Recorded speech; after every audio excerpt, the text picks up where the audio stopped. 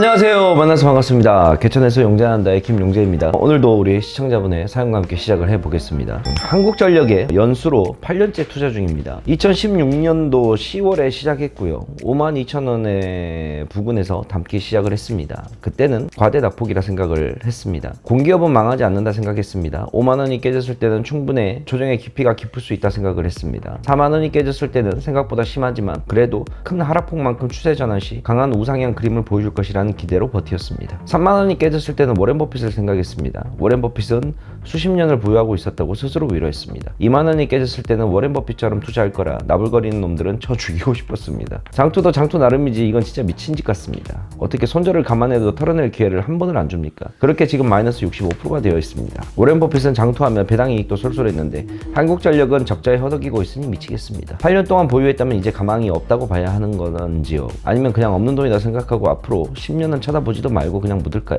이제는 그냥 고를 하든 멈추든 결단이 필요하다고 생각되어 사연 남깁니다. 제발 종목 상담이라 생각해서 사연 패스하지 마시고 저같이 장투족들에게 어떠한 판단을 내릴 수 있는 경험이나 노하우를 알려주신다 생각하시고 제발 제 사연 봐주시면 감사하겠습니다. 라고 사연을 남겨주셨네요. 장기 투자에 관련된 내용이에요. 한국전력에 대한 저의 생각을 여기서 얘기하는 건 좀 부적절한 것 같고, 자, 일단은 이분의 현 상황부터 좀 짚어보도록 하겠습니다. 8년째 한국전력을 갖고 있는데 지난 8년 동안 버티고 버텼던 결과가 마이너스 65%다. 그래서 뭔가 손절을 하든 없는 돈이라 생각하고 버텨야 되든 뭔가 결단을 내려야 될 것 같다. 그 결단에 있어서 후회가 덜 남는 쪽을 생각을 하세요. 주식은 결국에는 이게 늘 그렇지만 기술적인 싸움도 들어가겠지만 심리적인 요소가 주식에는 굉장히 많이 들어가게 되고 심리 게임입니다. 이게 왜 그러냐면 결국에는 우리가 선택을 하는 거는 우리의 마음이 시켜서 선택을 하는 거고 뇌가 움직이고 그 다음에 손이 움직여서 선택을 하는 거잖아요. 그러다 보니까 어떠한 일이 되었든 간에 특히 주식시장에서만큼은 심리적인 요소가 최대한 많이 배제해야 되지만 실질적으로는 그렇게 되지 않는 게 사실입니다. 손절을 하든 그냥 보유를 하든 선생님께서 어느 쪽에 더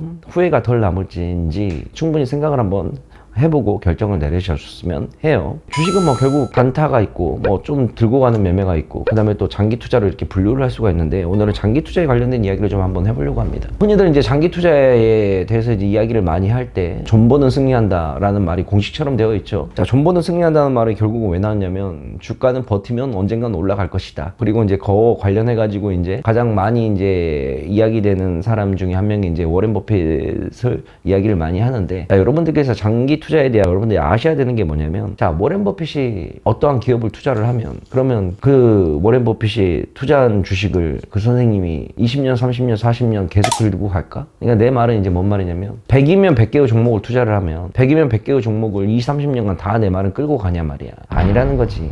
쉽게 좀 설명을 한다 그런다면 실리콘밸리에 있는 수많은 벤처 캐피탈 회사들이 이 얘네들이 어떠한 기업을 베팅을 할 때 수많은 벤처 회사들이 와가지고 우리 기업에 투자해주세요. 우리 이런 아이템 있어요 라고 했을 때 이 미국의 실리콘밸리 기업들은 정말 많은 기업에 돈을 뿌려.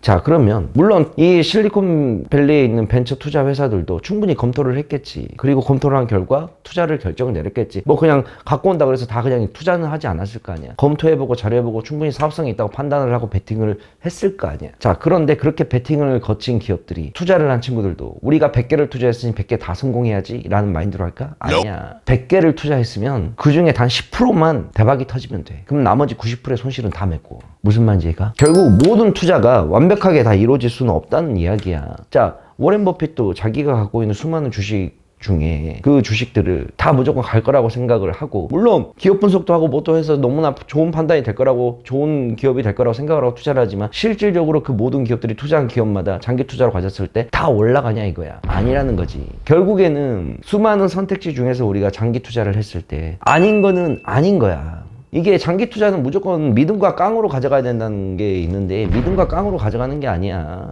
믿음과 깡으로 가져가는 것들은 내가 한 종목들이 내 생각과 내가 바라는 방향대로 시간을 두고 천천히 올라가야지만 가치가 있는 거지. 나도 우리 AP투자연구소에서 중장기 종목들을 추천하지만 중장기 종목 추천하면서 1차 매수, 2차 매수, 3차 매수 다 분할 가격 잡아주고 그 다음에 3차 매수까지 했음에도 불구하고 3차 매수가의 평균가에서 마이너스 15%가 되게 되면 손절을 치잖아. 물론 나는 중장기 종목들을 볼 때 정말 내가 기업 재무제표도 확인하고 차트도 확인하고 비전도 확인하고 정말 좋은 기업이라 생각을 하고 투자를 하지만 그게 내 마음대로 갈 수도 있지만 반대로 안 되는 것도 있다고. 근데 이거를 그냥 손절 가격이라는 것도 없이 그냥 무작정 보유한다는 거는 말 그대로 너무 믿음과 깡으로 갖다 주식을 하는 거야. 그거는 장기 투자의 올바른 방향이 아니야. 내가 골랐던 수많은 종목들 중에서 나의 생각과 시간을 두고 이게 단기간에 급등은 하지 않겠지만 그래도 어느 정도 내가 감안할 수 있는 손실폭 안에서 움직여서 바라는 방향대로 가져야지만 그게 의미가 있는 장기 투자의 모습이라는 거지. 결국 우리가 장기 투자라는 거는 그냥 무작정 20년, 30년, 10년 이렇게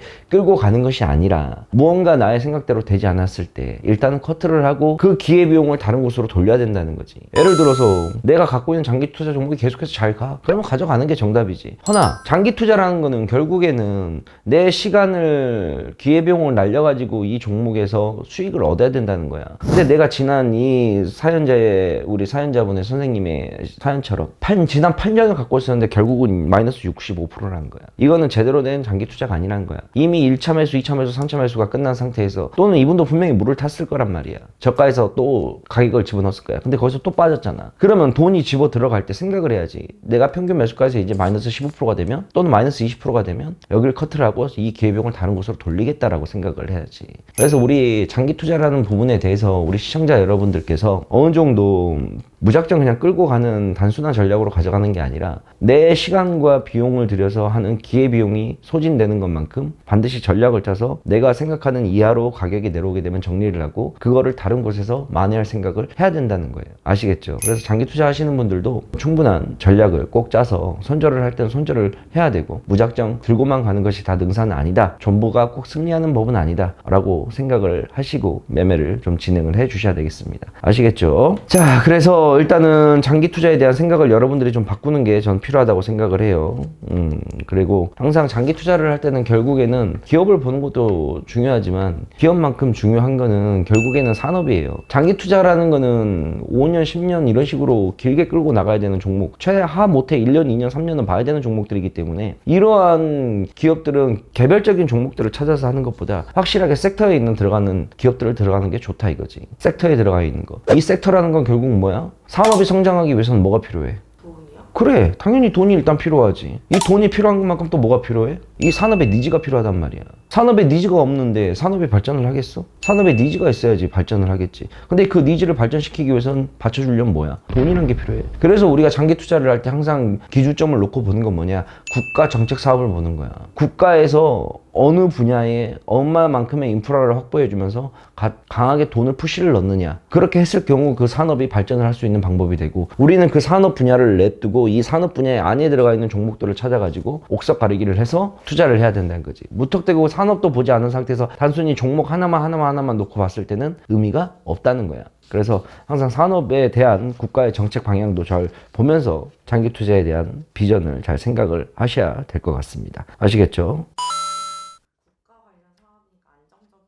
안정적이긴 하지. 근데 다만 그러면 삼성전자는 안정적이지가 못해서 98,000원 찍고 나서 그렇게 빠진 거야? 주가라는 거는 결국은 살아있는 생물이어서 한국전력도 주거장창 빠진 것만 아니야. 올라갈 땐 하염없이 올라갔었어. 올라가고 나서 고점 찍고 나서 무너진 거란 말이야. 그러면 언젠가 또 이 바닥 자리를 잡고 시간이 지나면 올라가겠지. 지금 한국전력의 가장 큰 문제점이 뭐야? 결국엔 돈을 못 번다는 소리야. 그래서 전기값 인상이니 뭐냐 하는지. 그래서 이게 전기값 인상이라는 부분도 되게 예민할 수밖에 없는 거야. 자, 우리도 VIP 이용료를 받고 있지만 우리 VIP 이용료를 내가 1년에 100만 원 받고 있는데 여기에서 1년에서 100만원에서 200만 원을 올리든 300만 원을 올리든 400만 원을 올리든 우리가 비난을 받을 건 있어? 없어. 우리는 한 개입의 사업자고 우리의 사업이기 때문에 우리가 비용을 추구하기 위해서는 그렇게 할 수도 있는 일이야. 비난받지는 않아. 근데 공공재라는 부분은 다른 거야. 공공재라는 건 뭐야? 많은 사람들이 이용할 수밖에 없는 공공재란 말이야. 전기값이라는 거는 결국 한국전력의 개인으로 전기값을 올리고 내리고 할 수가 있는 문제가 아니야. 물론 전기값을 올려야 되는 건 맞아. 우리나라의 전력 생산 비용이 너무나 싼 건 맞아. 다른 나라에 비해서. 그리고 마찬가지로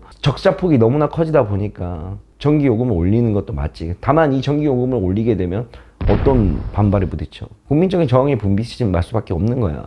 그래서 그러면 저희 전기값을 어느 정도까지 우리가 올릴 수 있는 상한선을 체크를 하고 국민들도 충분히 그래 그 정도는 어쩔 수 없지라고 생각을 할 수 있을 정도에 만들어야 되는 게 공공재의 성격이거든. 근데 전기값이 지금 이번 연도에 인상이 됐었잖아.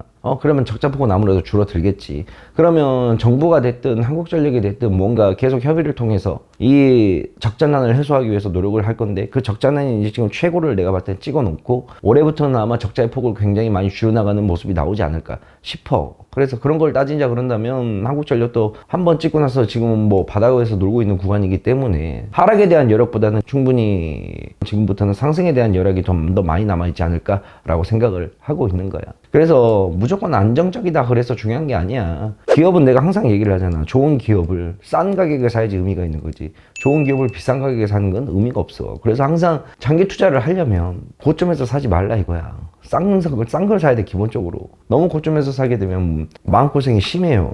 그렇게 정리를 하고 마무리를 좀 하도록 하겠습니다. 하루에 한 치 앞도 내다볼 수 없는 게 우리네 인생이고, 주식시장은 그게 더 심한데 1년, 2년, 3년, 4년 뒤에 주가를 우리가 어떻게 예측을 하겠습니까? 우리가 그 예측을 하는 결국에는 근거는 뭐냐면 산업이 앞으로 발전을 하겠지. 그리고 이 회사가 지금 돈을 잘 벌고 있지. 이 두 가지 근거에 가장 큰 베이스를 냅두고 결정을 한다는 건데, 이 두 가지만 놓고 몇 년을 맡기기에는 그만큼 리스크가 있다는 거지. 그러면 그 리스크가 너무 커지게 되면 안 되니 어느 정도 손절선은 잡고 전략을 짜서 그거를 이탈을 하게 됐을 경우는 손절을 치면서 기회비용을 다른 데로 돌려야 된다는 거. 그 부분을 우리 장기 투자를 하신 우리 시청자분들께서 좀 생각을 많이 해주셨으면 좋겠습니다. 오늘은 이렇게 장기 투자에 관련된 이야기를 좀 나눠봤습니다. 모두들 현명한 투자 하고 성공 매매 하시길 바랍니다. 다음에 다른 시간 사연으로 또 만나 뵙도록 할게요. 갈게요. 안녕. 사연 신청은 아래로 남겨주시면 되겠습니다.